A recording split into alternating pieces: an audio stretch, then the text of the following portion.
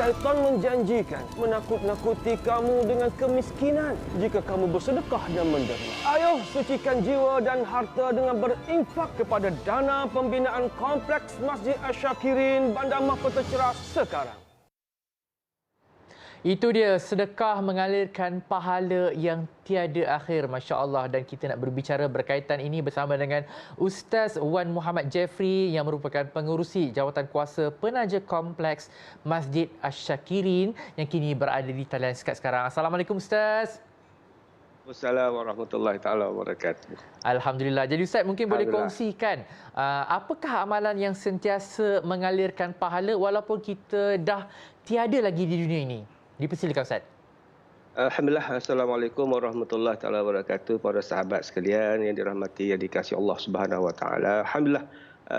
Kalau kita selalu memikirkan atas dunia kita ini, dalam kehidupan kita dunia, kita selalu memikirkan perancangan untuk hari tua. Kadang-kadang kita menabung, kita masuk saham, kita masuk simpanan, kita kafur dan sebagainya. Tujuannya ialah supaya daripada usia tua kita, kita ada bekalan yang cukup untuk kita menghadapi hari-hari tua. Tetapi bukan tak bagus. Ini satu perkara yang bagus. Tetapi alangkah lebih bagusnya, lebih eloknya kalau kita melangkaukan, menjauhkan sikit perancangan kita itu membawa kepada kehidupan selepas daripada kehidupan di dunia. Iaitu selepas daripada kita menghadapi alam kematian. Jadi apakah perancangan kita untuk kita bawa bekal di hari akhirat nanti? Oleh itu Rasulullah SAW bersabda, yang mana kita selalu dengar hadis ni, apabila mati seorang anak Adam itu, maka terputuslah segala amalannya melainkan 3 perkara. Yang pertama Nabi sebut sedekah jariah. Yang kedua Nabi sebut ilmu yang bermanfaat. Dan yang ketiga Rasulullah sebut anak yang soleh yang mendoakan kita. Daripada hadis ini Rasulullah mulakan daripada 3 perkara itu, Rasulullah mulakan dengan sedekah jariah. Jadi yang kita nakkan, yang Nabi sebut ialah kita kena ada bekal dari sudut sedekah yang kita nak jadikan bekalan kehidupan kita di akhirat, yang mana pahalanya berterusan walaupun setelah kita tidak dapat buat amal lagi. Kita hidup di dunia ni, kita ada had umur dia. Ada yang 60 tahun, 70 tahun, 80 tahun. Selepas itu, selepas habis usia kita, mana lagi usaha kita nak dapatkan pahala. Jadi itulah pesanan daripada Rasulullah supaya kita ada bekal yang berterusan, yang tidak putus pahalanya walaupun kita tak boleh nak buat dah, tak hidup dah di dunia ni. Tak ada dah peluang nak hidup dunia ni, tapi pahala tu berjalan. Itu yang kita nak dapatkan daripada kebaikan, kelebihan yang kita berada di dunia ini. Itu sebagai mukadimah lah pada persoalan yang kita ditanyakan tadi, insya-Allah. InsyaAllah, itu dia. Okey, kalau tadi Ustaz kongsikan berkaitan dengan amalan yang sentiasa mengalirkan pahala walaupun kita dah tiada. Tapi apa pula bentuk amalan ataupun sedekah jariah Ustaz yang dia berterusan memberi manfaat kepada pemberi dan juga penerima? Baik. Kalau kita perhatikan dalam kita bersedekah ni, kita nakkan pemberi mendapat manfaat, penerima pun berterusan manfaat dia tidak berhenti. Maknanya kita yang memberi dapat manfaat pahala. Penerima dapat guna secara berterusan. Dan di tempat manalah yang paling baik untuk kita dapatkan perkongsian sebegitu, give and take, ada yang beri, ada yang dapat. Jadi kalau kita perhatikan adalah satu bentuk kalau kita perhatikan hadis yang saya bacakan tadi juga, Rasulullah sebut sedekah jariah. Imam Nawawi menyebutkan sedekah jariah yang dimaksudkan itu ialah pada wakaf, mewakafkan harta. Jadi wakaf pada tempat mana yang mana memberi manfaat pada kedua-dua pihak yang secara berterusan.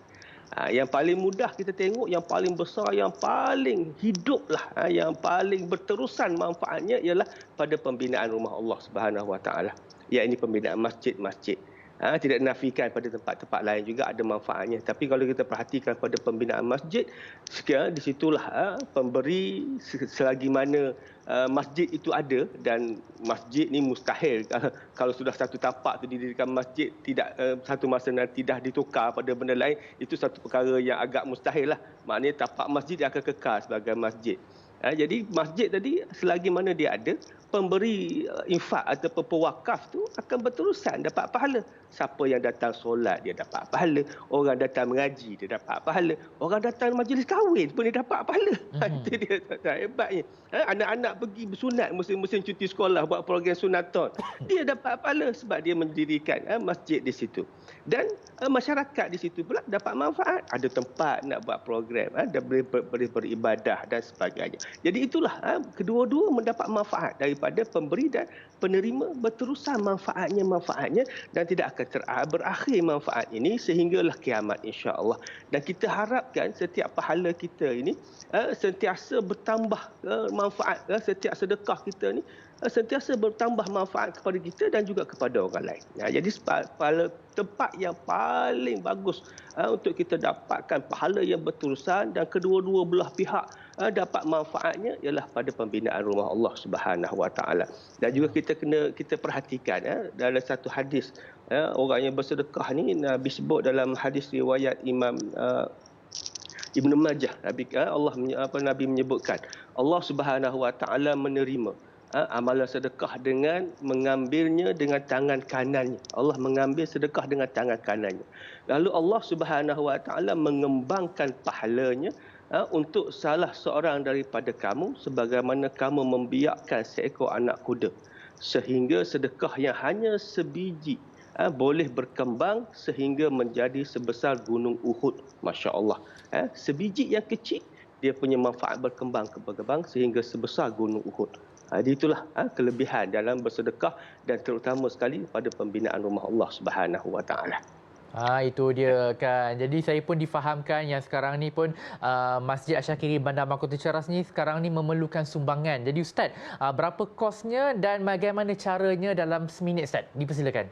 Baik, kosnya kalau ikutkan kita kos keseluruhan komplek ada 27 juta. Tapi kita dalam proses pembinaan berfasa. Mungkin kita nak mulakan dengan pembinaan masjid. Kemudian selepas masjid lah kita akan fokus pada pembinaan komplek dan sebagainya untuk dijadikan pusat sehenti kepada masyarakat setempat.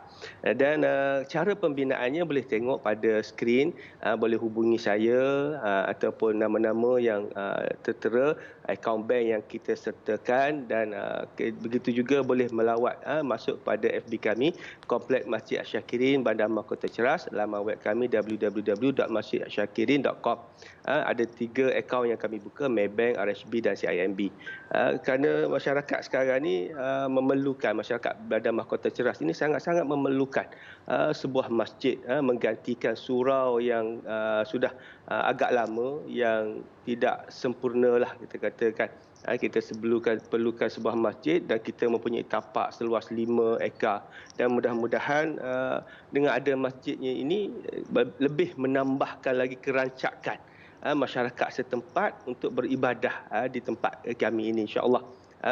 Golongan-golongan muda ramai di sini dan kalau ada tempat yang sempurna tu mungkin mereka lebih bersemangatlah untuk datang menghidupkan rumah Allah ini, insya-Allah.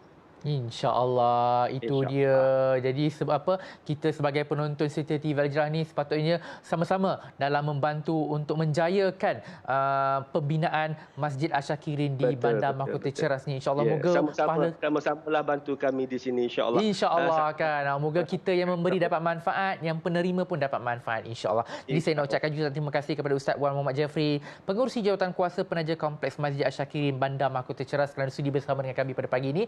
Jadi penonton, laksanakan ibadah anda sekarang, sedekah, wakaf, infak untuk pembinaan Masjid Asy-Syakirin Bandar Mahkota Ceras. Kita berehat seketika.